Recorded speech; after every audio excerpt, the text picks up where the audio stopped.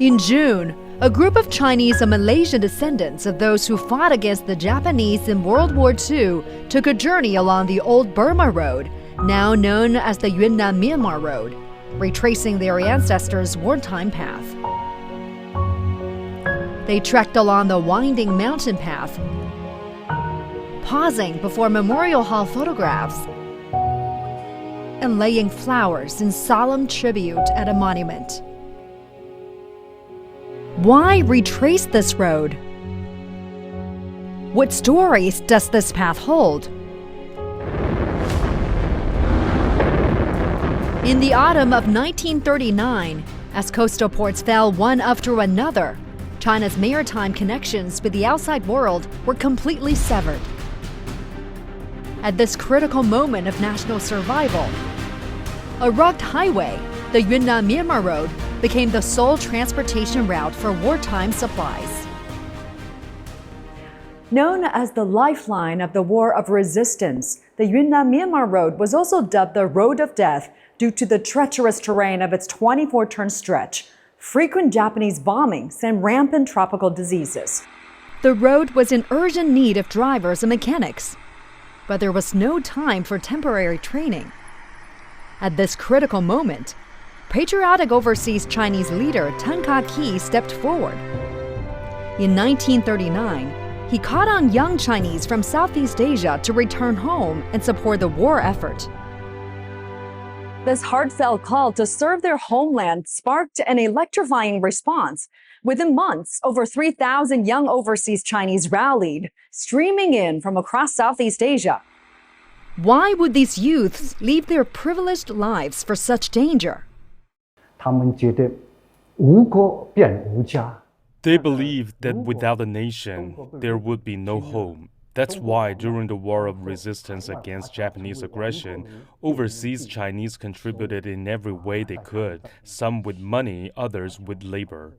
And those who worked on the Yunnan-Myanmar Road, transporting military supplies, as they put it themselves, they were serving their country with utmost loyalty.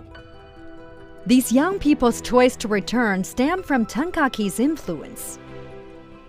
The Southeast Asian Chinese leader not only called for support, but embodied patriotism himself. Living simply, yet giving everything to wartime education, his selfless spirit deeply inspired the youth. Integrity in conduct, perseverance in action. This was the principle that Tan Kah-ki lived by throughout his life.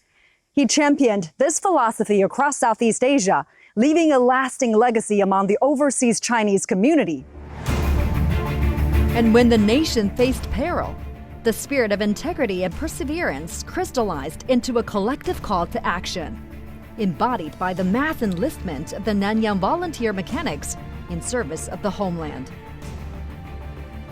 Among the volunteers was Jiang Yin-sheng from India. At 13, he had a stand to see over the dashboard, yet became one of the road's miracle survivors. Jiang Yin-sheng was the youngest of the group. Back when he first began driving, he struggled so much that he sometimes had to drive standing up.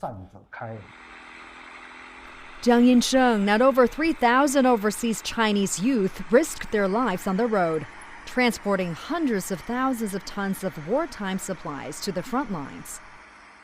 From 1939 to 1942, the Nanyang Volunteers group transported 500,000 tons of military supplies, more than 15,000 auto vehicles, and plenty of civilian supplies through the Road of Death. Every kilometer blood sacrifice, with over 1,000 mechanics perished along this artery. One life extinguished per kilometer paved. Miraculously, Jiang Yin-sheng survived the war. In recognition of his bravery, he was awarded a commemorative medal for his role in the Chinese People's War of Resistance against Japanese aggression. This medal stands not just as a personal honor, but as an eternal testament to the heroic sacrifices of all Nanyang volunteer mechanics. When this was published in 2022, he was still with us. He also inscribed the dedication, selfless devotion, no regrets, loyal heart, serving the motherland. This was a kind of spiritual strength, one that played a vital role during the war of resistance against Japanese aggression.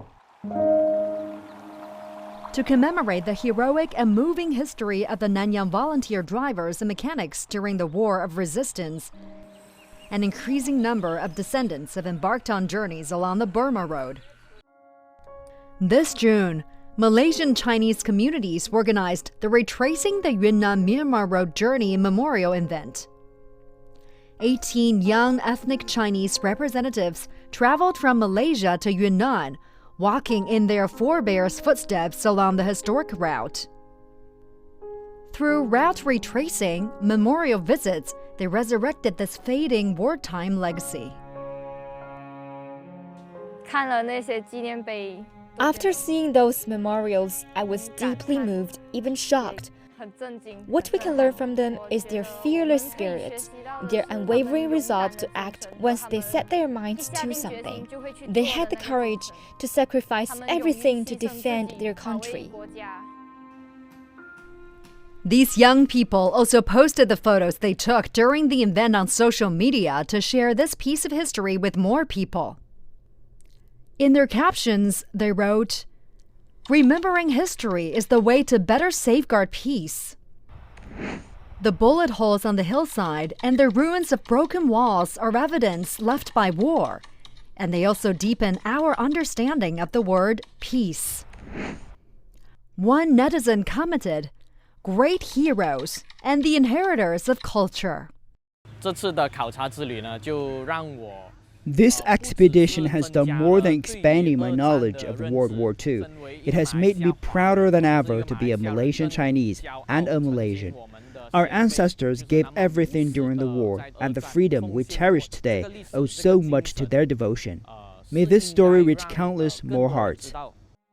The organizer, Yung Pak Yao, has guided multiple historical pilgrimages along this route.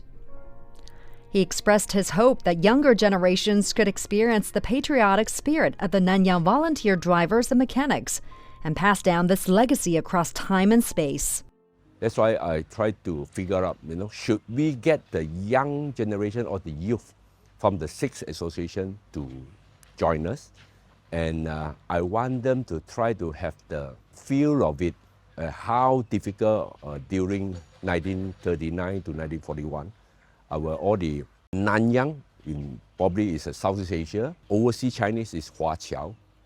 For those people to have a feel and try to understand why should they do that.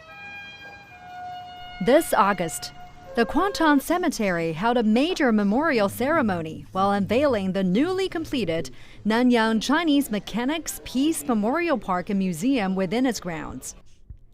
The memorial complex has preserved the original historical monument intact, with perimeter walls featuring winding paths inspired by the Yunnan-Myanmar Road's treacherous mountain routes.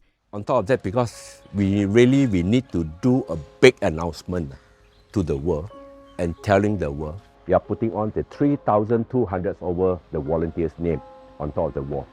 I think they have been doing it quietly, nobody knows them, nobody aware of what are they doing, even though they are not carrying all the weapons and all these things go up to the battle wall field.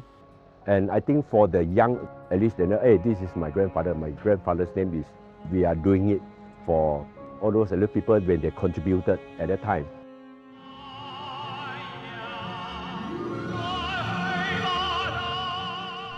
The heartfelt farewells carried by those leaving their Nanyang homes were preserved in their era's most genuine form.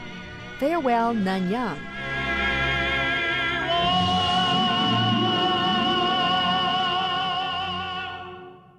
The smoke of war has long faded, but Mr. Tankaki's unwavering patriotism and the Nanyang Volunteers' bravery and dedication remain etched into the soul of this land as a timeless legacy.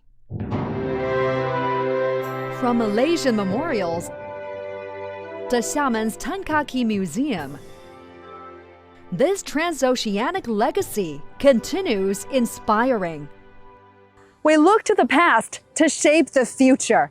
the farewells of Nanyang, the call of Xiamen, and the tracks left on the Yunnan-Myanmar Road are all woven into a shared memory that still echoes in the ties of the strait today.